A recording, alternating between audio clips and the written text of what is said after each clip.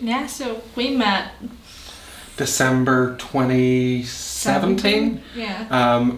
Tinder, just the way our generation kind of did things. I always joke about I re-downloaded the app and literally my first match I married, so it's been quite a whirlwind. Everything was very quick at the start.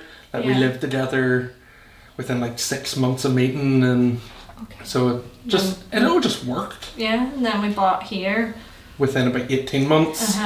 And then we got married. Yeah. Had the dogs. Yeah. And then just progressed. Yeah. Next step, yeah. So I knew before you did. Yeah, which was very weird. Yeah. He was just like, You're not usually sick. Yeah, there was a morning of just a little bit of morning sickness one day and just a little bit of fatigue. And I don't know, there was just something in the back of my head. I was like, I think you should do a pregnancy test. I was, no. Went, did it. I was like, yep, pregnant. I was 2 weeks in. Yeah. So caught it really early. It was quite surreal because whenever I took the test, I was just like, okay. And then I showed Jamie, and Jamie was like, is that COVID or is that pregnancy? Because it's that sort of still going around. But yeah, no, I was happy. I was excited, and it was the next step. So yeah, I think we were ready for it. I had a bit of a headache the day before, but I think it was because I was working from home and computers and all that stuff. But no, it didn't have any sort of inkling that was going to be the day that she was born. It was... You had an early night. Early night.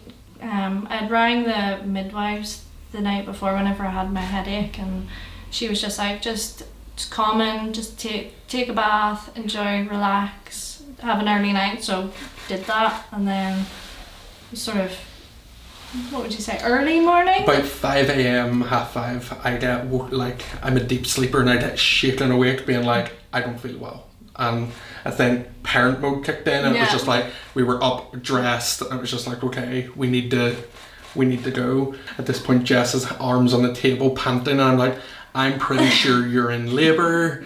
So we ended up just heading down to the Ulster, and you got taken away for about an hour.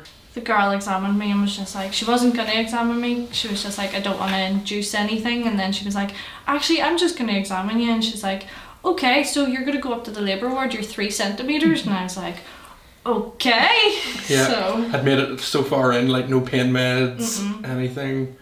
But after that, it was kind of just whistle stop. Yeah, very much so. I think that was probably about 10:30, 11:15.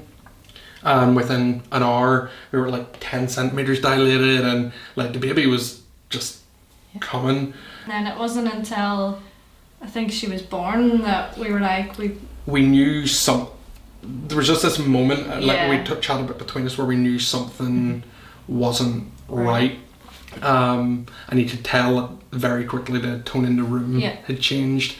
And I think we both kind of were we don't want her coming in and out of the world without a name. So through the gas and air machine, I just thought, let's just name her Thea, and was like, okay.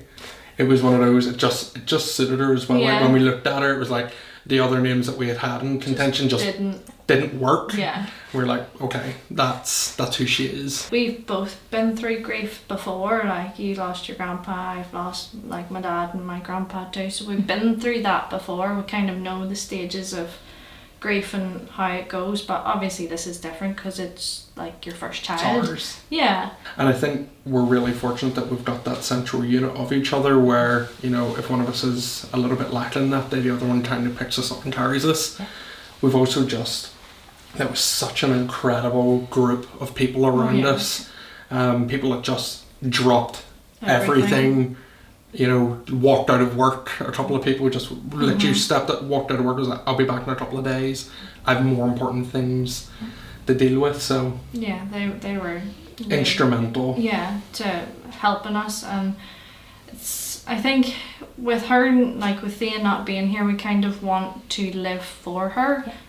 That's sort of what keeps us going as well. You take a little bit of energy, and that you have to think, if she was around or if she was watching, she wouldn't want to just see us fall into pieces.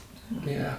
And there's moments of that. There's moments where the facade kind of crumbles and cracks, and there's nothing wrong with that. You have to just allow the grief to process as it needs to. But the staff that we had as well were next to none. Like, I think we wouldn't be where we are as well without them. Yeah. We didn't leave the hospital till, so it was Saturday, we didn't leave till late Monday evening.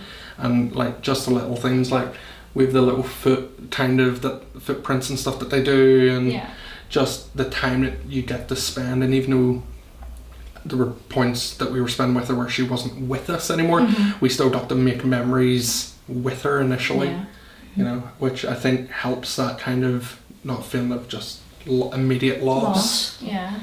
I think the Thursday that we got home, I hadn't been sleeping too well, and Jess woke up and was just like, what are you doing? I was just like, I just made a Just Giving page. The nurses were great.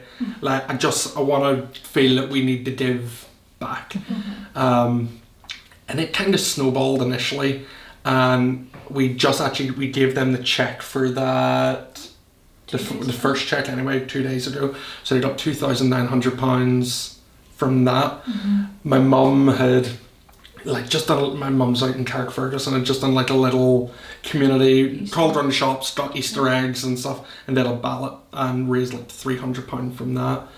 And then we've people that are fairly close with the Giants, and one of their players' kids had actually been in the same ward, I think late last year.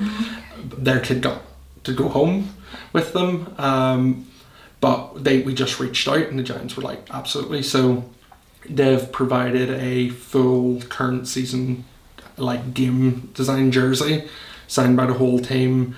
We've got it up raffling online, and there's like 700 and something pound on it already.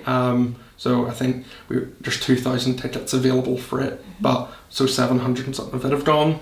And then in Carrick, the community of Carrick basically got together, and they want to hold a charity night on the 16th of June. And they're selling tickets at like £10 a pop, and we have like Dave Jackson that was on The Voice, is like loads of people just like donating their time to come and help us raise money. So yeah, like the Giants have been phenomenal at just being able to go, here's this £150 jersey that we would normally sell, got it signed and got it to us.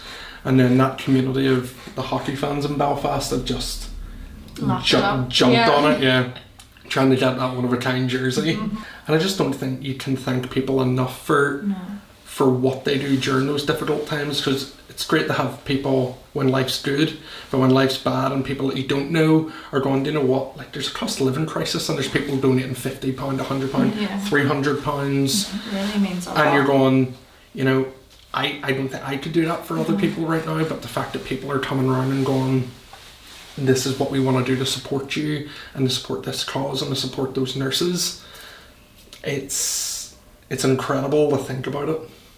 For anybody else going through it, it's a tough journey, but little by little, day by day, it does get easier. So you just have to lean into people around you, and you know, talk about what's on your mind. You can't just bottle it up. Definitely not.